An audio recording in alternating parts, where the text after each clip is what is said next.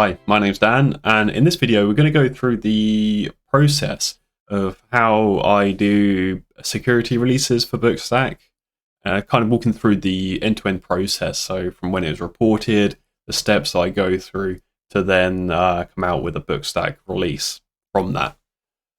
So what we're looking at the moment is the original report that I received. I received a link via email to the hunter.dev page. So hunter.dev is a bug bounty website for security issues.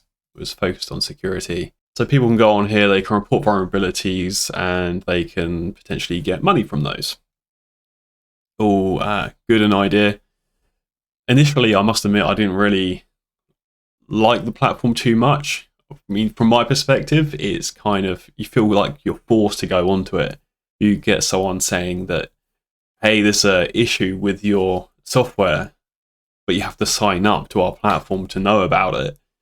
That's always not a great start to the engagement. Plus, bug bounty platforms like this can be a bit of a nuisance in that they attract low quality reports just because of the fact that they're offering money, so people often chase that money just by filing whatever they can find. But for using this platform, I must admit, I think it's overall a very positive thing, and I've come to quite like the platform itself. I think they're doing a good thing by allowing people to earn money via projects such as BookStack, by finding issues within that. It's been very valuable, and you do get false reports. I must say it's probably just under about 50% false positive rate at the moment, or low quality. Some of those will be low quality. Some of those invalid reports may be more in a grey area, or it's where the reporter may not be aware that we're already aware of it, or they won't be aware that it's an issue that's documented somewhere. But otherwise, the other half, they have been very valuable and have found genuine issues. And the person that's reporting this issue today, Hexatron, they've been very good in their previous reports. They've found quite a few vulnerabilities in BookStack now, and they've been, each report they've done is fairly thorough and it's very detailed, which has been great. And the most important thing for me as well is that they've been quite receptive when I've had to close off or invalidate the issue that they've raised for any reason. It's usually not due to the fault of low quality or anything. Again, it's usually maybe something they didn't know about deeper in terms of how I manage the project or documentation that may exist. But they've been very receptive to that, and they always come back with good advice or find new things and that are genuine. So yeah, they're doing a great job, and they found this issue in BookStack, which is improper access control. I won't go through the whole thing, but generally there's a few places where you can search users by email address or by name, and you can kind of abuse these bits of functionality to be able to harvest out people's details.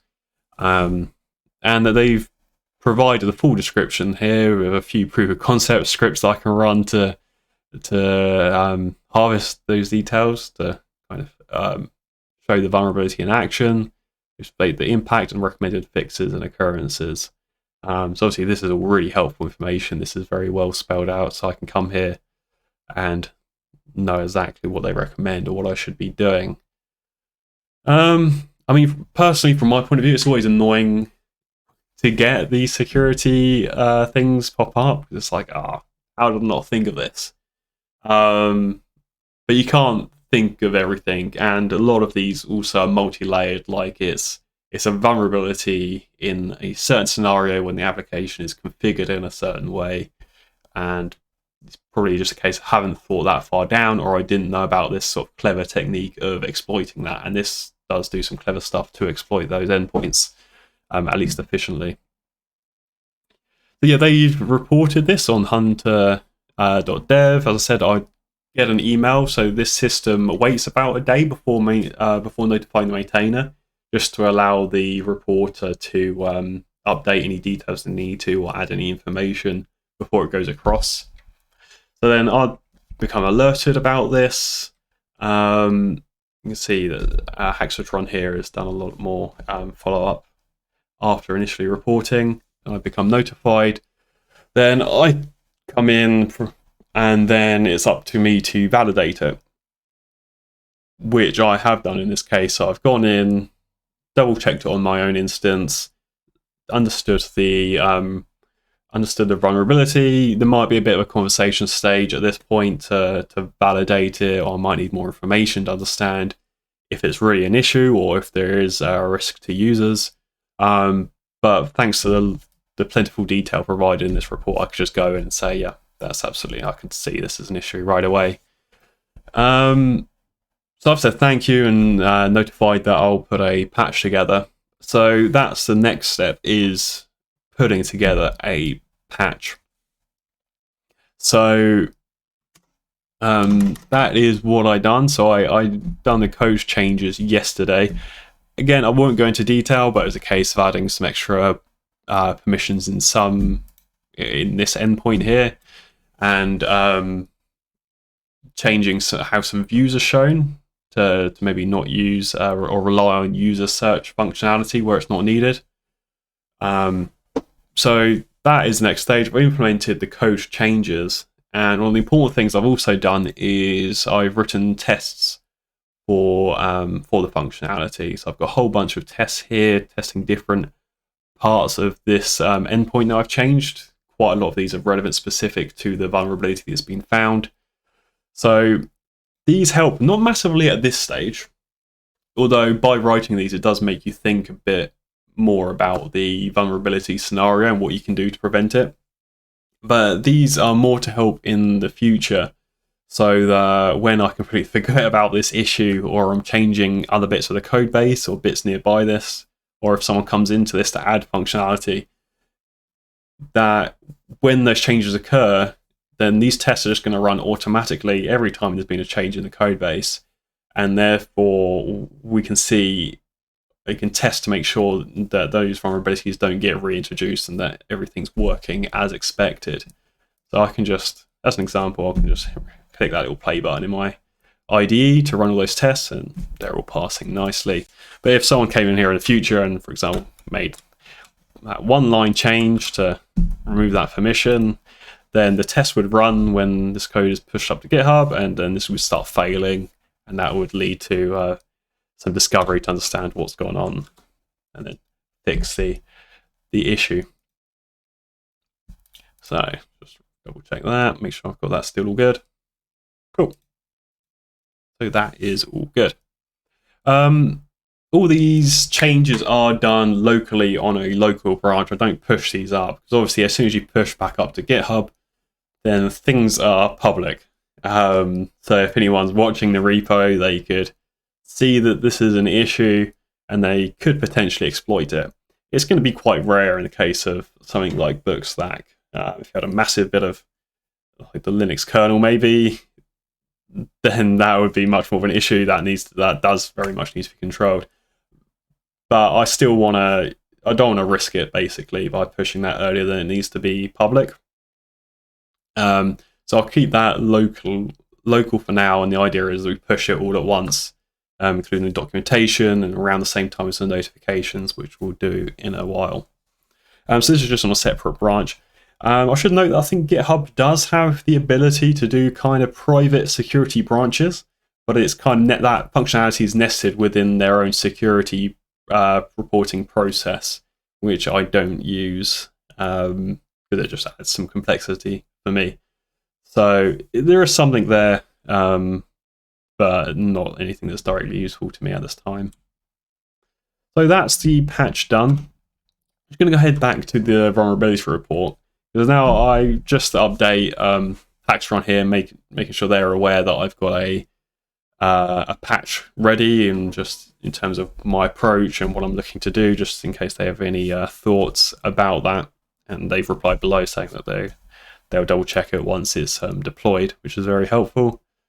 With this platform, the reporter can put forward a fix, which Hexatron did do quite early on, but then they followed up and said it may not be so relevant because it needs further changes than they were expecting originally.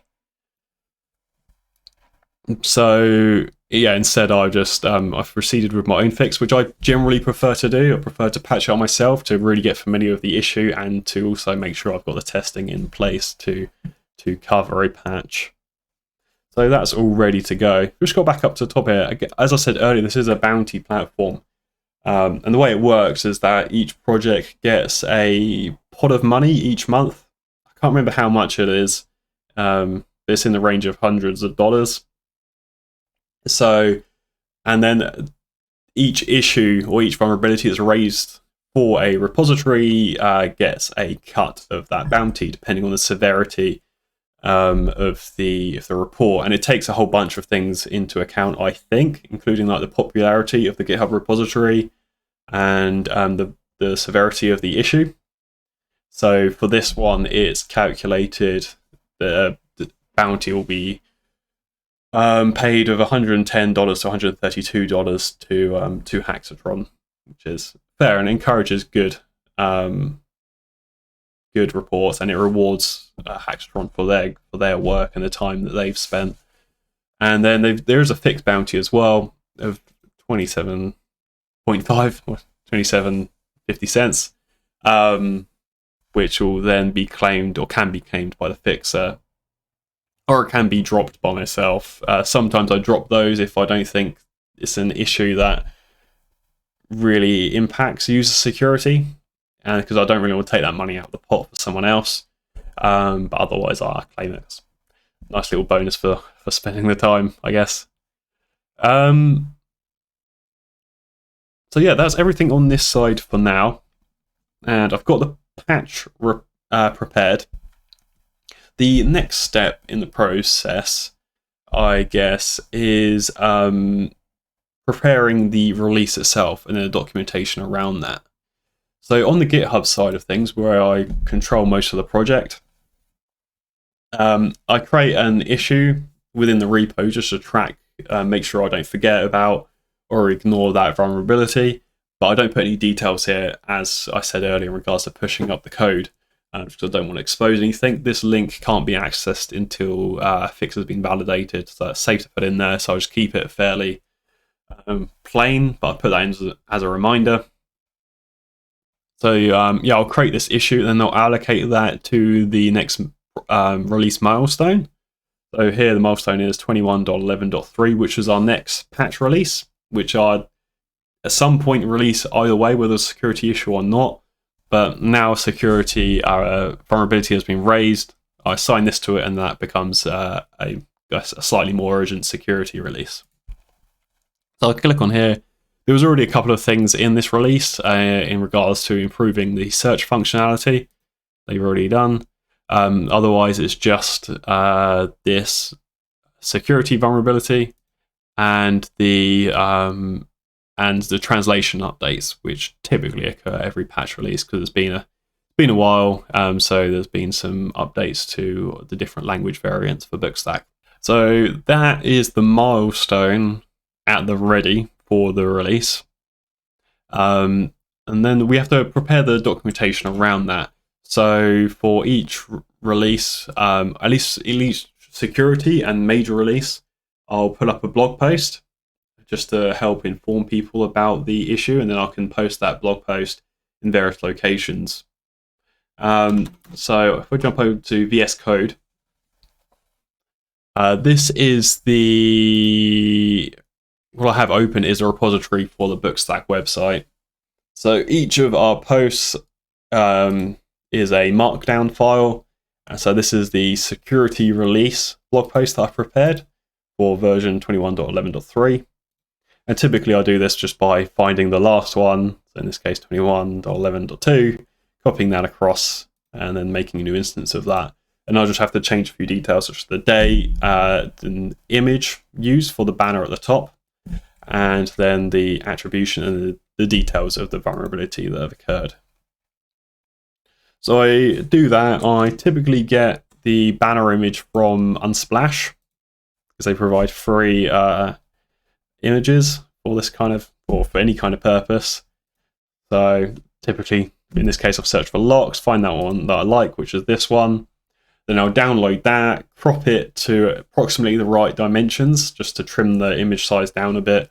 And then I compress that down to about, my target's usually about 300 to 400 KB, just to make sure the web page is not too heavy.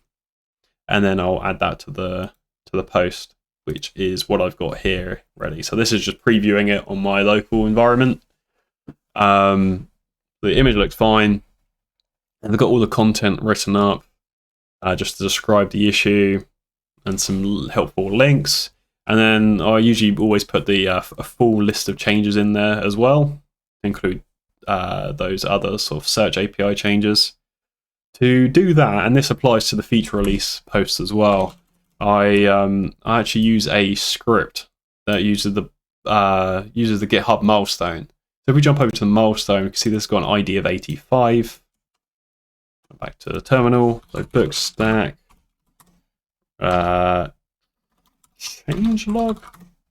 There we go. And then it takes the ID of the milestone. That's going to look up by GitHub API, and it kind of formats all of the issues that are upon that. Yeah, so it formats it into this into Markdown format, which I use for GitHub and on the BookStack blog. And then I copy that into the blog post, then here, and then I just clean it up and change all the titles because they don't make much sense directly out of GitHub. Just change them to be a bit more wordy, and then that is prepared. So upon the blog post for the release, I also update the updates page of the documentation. So we have a full list on the BookStack updates documentation page of any change that could potentially break things, or any security change. Make sure that's fully updated so people have a single place where they can go for the need-to-know information upon upgrading their instance. So just, yeah, that little bit of detail has been added. So that is the website ready to go. Now, I think it's just a case of deploying the release. We do need to finalize the current BookStack release, though, because it's not fully all together yet. If we jump back to our milestone within GitHub, we've got to just finalize these other little bits. So we've got the translation updates coming in. There's been a few. And what I'll do as part of this is that I'll just go into Crowdin, which is the location where we use which is the platform that we use to manage our translations. And I go to integrations, applications, GitHub, and I'll just sync the details over to make sure we've got all the most recent changes, just in case anyone's made some changes from 7 o'clock this morning. All right, that took a little while, but now it is completed. We can be sure that our translations that automatically come over from Crowdin to this branch are up to date. They're all looking good. Seems like the tests are failing, but that might not be an issue of the translations. It rarely would be. But we'll check on that in a while. So these look good. Let's just double check the files changed. Make sure nothing looks out of place. No, nothing unexpected within here, so we can merge this in. So I'll go ahead, and just because there's a lot of commits here and they all come from me as part of this integration, there's no use in keeping them all as separate commits. So I'll squash these and merge them. And then I can delete that branch for it to be opened as a new pull request in the future. And yeah, that's our translations merged in. So now back to our milestone. The only thing left is this security issue. So let's push up our code for that. I'm gonna jump over to my BookStack instance, and then everything's currently on this user list control branch. So let's git check out our master branch instead. I'm just going to pull down the latest changes to get all those translation updates. And then, what was it called? User list control. Let's merge that in. Git merge user list control. And that is all in. Git push origin. We'll push those changes back up to GitHub. Does this automatically close? Nope. But I have linked the commit to it. So that all looks good. I'm going to put that in the close message as well. That it was this commit. So closed in that commit. Let's close that off. And there's usually a few other things I want to do just at the tail end of a release.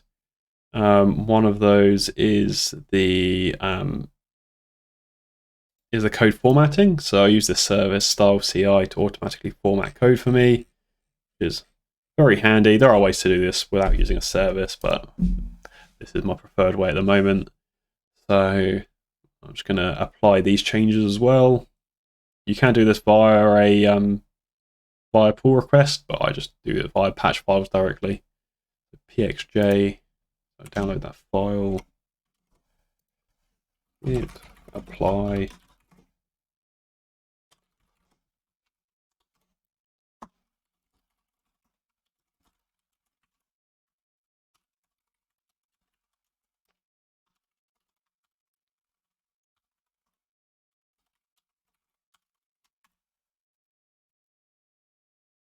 And then push those changes back up to the repository. So at this point, because I push up those changes, technically the vulnerability in a way is public now. So generally try to move a bit quicker on these next stages of the process. What I want to do now is make sure that all the tests are passing and everything's valid before then looking to create the release from the latest changes, because obviously I don't want to create that if I know it's going to have issues or it's going to fail in any way. So I'll generally watch the actions to make sure everything passes, and it looks like everything's failing currently. So the next stage is to fix whatever's going on here. Okay, so it seems like there was an issue on GitHub's side. They've made some changes to how MySQL works within the GitHub Actions environments, which caused everything to kind of break. But I found a thread here has already been reported. It looks like it's already been fixed as well. It's just going to be taking a couple of days to roll out. But I've made some changes which they recommended to do it a different way anyway. That should be safer, and that should mean now that our tests are all passing. We've got all greens on here. Also upgraded the PHP dependencies, because while I was doing that, I got some alerts that there was some security updates in some of the packages that we use, including Laravel, which is quite important as our framework. So I've also updated those, which is what this commit is here, updated PHP deps. So that's all pushed. All the tests are now passing, so everything should be good. The next step is that we actually need to perform the release now. So if I jump back over to the terminal, here's our BookStack terminal window, and I'm going to open another one to help me manage this process. So there's a whole bunch of steps which I do on release, and so that I don't forget them, because it's happened a few times, I've got a command to help me generate the steps needed. So BookStack release steps, and then we enter the version that we want to release, so version 21.11.3. and then it chucks out this whole bunch of commands. You may wonder why I don't just use the script to run these commands directly. It's because some of them are optional, some of them depend on the situation, or some of the specific bits of the command may change in some scenarios. So it's quite variable. So instead, I just have a command to generate out all the commands that I need. So we'll run this one first, which updates the translator's attribution within BookStack. Again, another kind of script that I've created that uses CrowdIn's API to fetch people that have contributed. Sometimes there's no changes. No, there's some changes this time, which is good. Git diff, just make sure they look good. Quite a few new contributors. That's awesome. All right, let's commit those. Is that done? And I'm going to push that as well when I'm here. Master. Cool. Now let's just go out onto the release branch. So this puts me onto the current release, but now I'm going to merge all the changes from master into release. There we go. Fair amount of changes, mostly translations though. And then I will run these 3 commands, which will build all the JavaScript and the CSS. Then it's going to update the version file that gets included with the BookStack to be the right version number, and then it commits that all off. That looks like that's all gone okay. And that's committed on this release branch. And now the commands to tag them up and push the tag and release branch back up to GitHub. So let's run that. And the tag command has this -s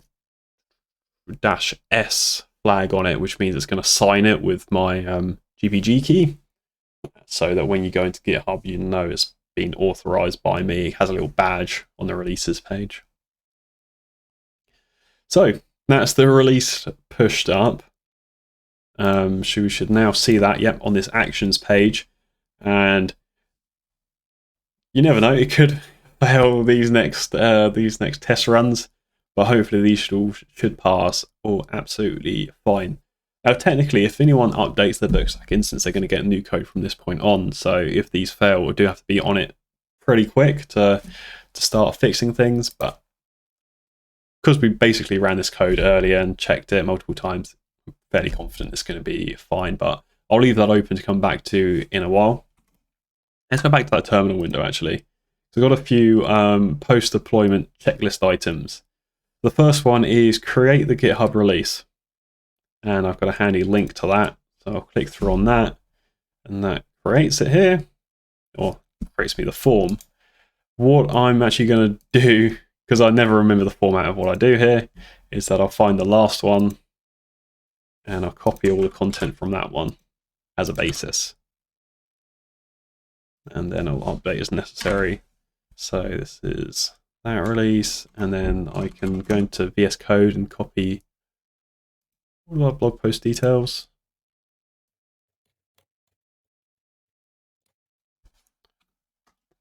Tweak the markdown because it's slightly different on GitHub.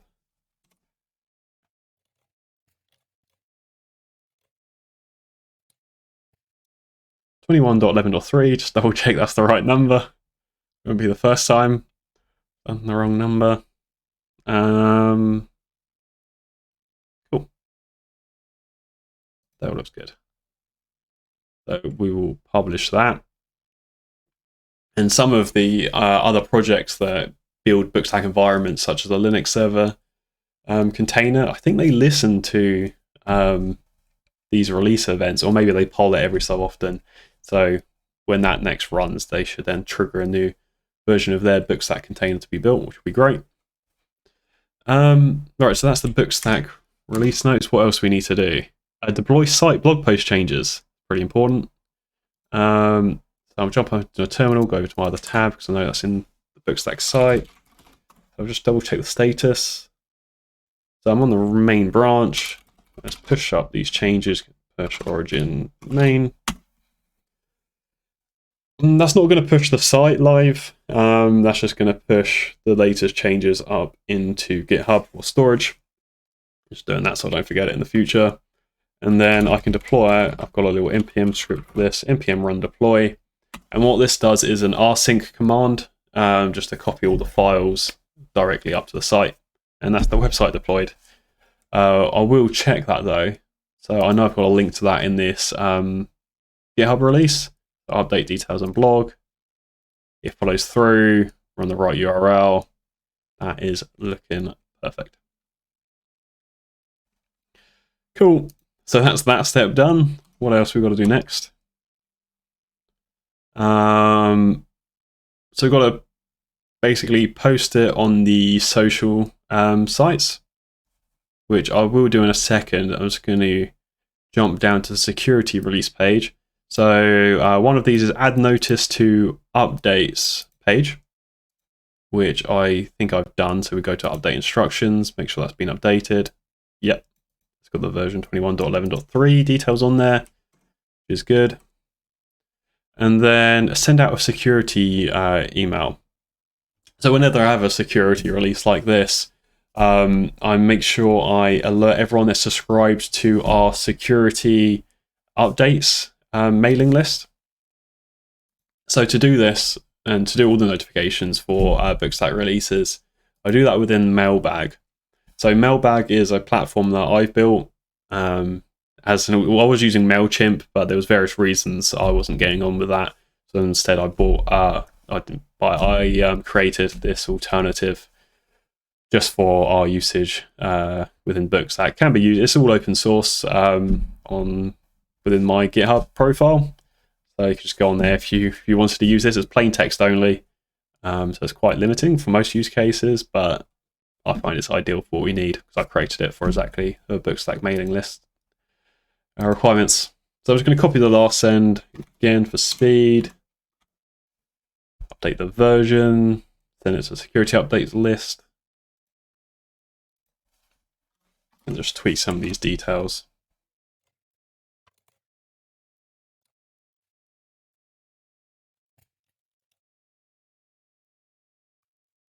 Right, now that that's been created, I'm just going to have a check over everything because there's no going back once you press the send button. Just make sure the version numbers are updated. I'm just going to have one last read through before I hit send. Cool. All right, I'm happy with that. It's time to launch. Let's send it to 184 contacts that subscribe to our security updates. Let's confirm that. Done. It says sent to 0 people at the moment. Give it a few seconds and reload. There we go, 184. Right. So that's the security part done. And now it's just a case of posting it onto Twitter and onto Reddit. So give me a moment and I'm just going to go and do those actions.